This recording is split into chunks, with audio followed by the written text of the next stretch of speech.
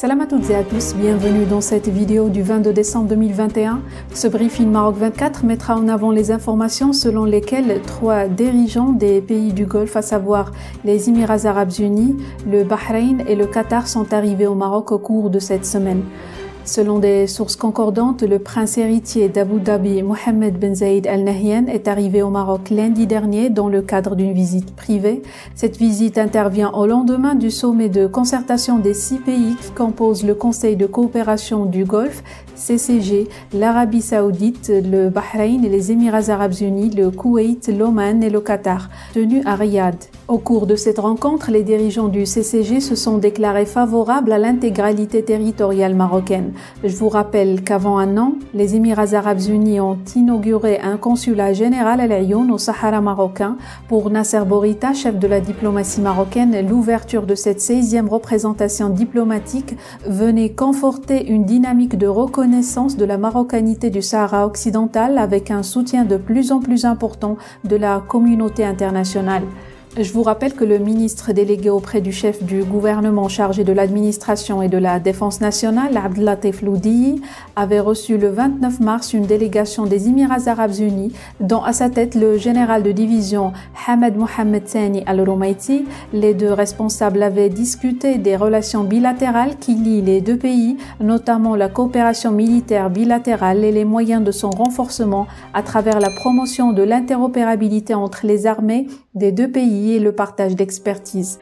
Toujours dans le cadre de la coopération militaire entre les deux pays, selon le journal ibérique et l'espagnol, les Émirats Arabes Unis, et après avoir commandé 80 chasseurs Rafale auprès de la France, comptent céder au Maroc et à l'Égypte plus de 68 chasseurs Mirage 2009 dans le cadre de l'amitié et de la coopération militaire entre les pays frères.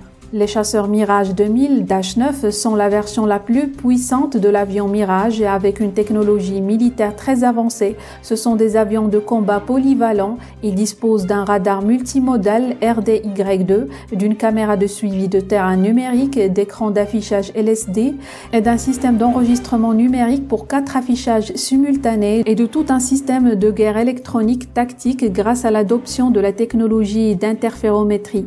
Le deuxième invité de marque du royaume est l'émir du Qatar Tamim Ben Khalifa Al Thani, est arrivé quant à lui le mardi 21 décembre dans le cadre d'une visite privée. Selon plusieurs sources, l'émir est présent dans la ville de Rachidia. Dans une déclaration à la presse à l'occasion de la fête nationale de son pays, l'ambassadeur qatari à Rabat a souligné que les relations entre Doha et Rabat sont fondées sur la concertation et la coordination continue, tant au niveau bilatéral qu'à celui régional et international. Le Qatar a indiqué la semaine dernière son soutien inconditionnel à la marocanité du Sahara, suite auquel le roi Mohammed VI a exprimé ses sincères sentiments de remerciement et de reconnaissance à l'émir du Qatar pour le soutien clair et fort exprimé à la marocanité du Sahara. Pour rappel, dans la déclaration finale qui a sanctionné les travaux de la 42e session du Conseil suprême du CCG, lue par Naïf Ben Falah Al-Hajraf, secrétaire général du CCG, les pays du Golfe ont réitéré leur position et décision ferme en faveur de la marocanité du Sahara et de la préservation de la sécurité et de la stabilité du Maroc et de son intégrité territoriale. Cette déclaration a également salué la résolution numéro 2602 du Conseil de sécurité de l'ONU sur le Sahara, adoptée le 29 octobre dernier par 11 voix pour et 2 abstentions, celle attendue de la Russie et celle choquante de la Tunisie. La déclaration des pays du CCG qui pèse pour près d'un tiers de la Ligue arabe, en plus de son large périmètre d'influence dans le reste du monde, est une sévère mise en garde au régime algérien qui a multiplié les provocations et les actes hostiles en direction du royaume.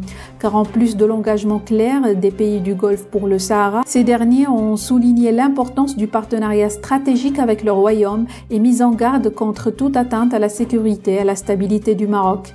En réponse à cet élan de solidarité envers le Maroc, Sa Majesté le roi Mohammed VI a adressé des messages de remerciement et de gratitude aux dirigeants des pays du Conseil de coopération du Golfe pour leur soutien clair, fort et franc à la marocanité du Sahara. Le souverain a souligné que cette position noble n'est absolument pas étrangère à ses pays frères. Voilà, la vidéo arrive à sa fin. N'hésitez pas à réagir en commentaire et à la prochaine pour une nouvelle vidéo. Pour rester informé, je vous invite à regarder les vidéos Maroc 24 qui s'affichent sur votre écran.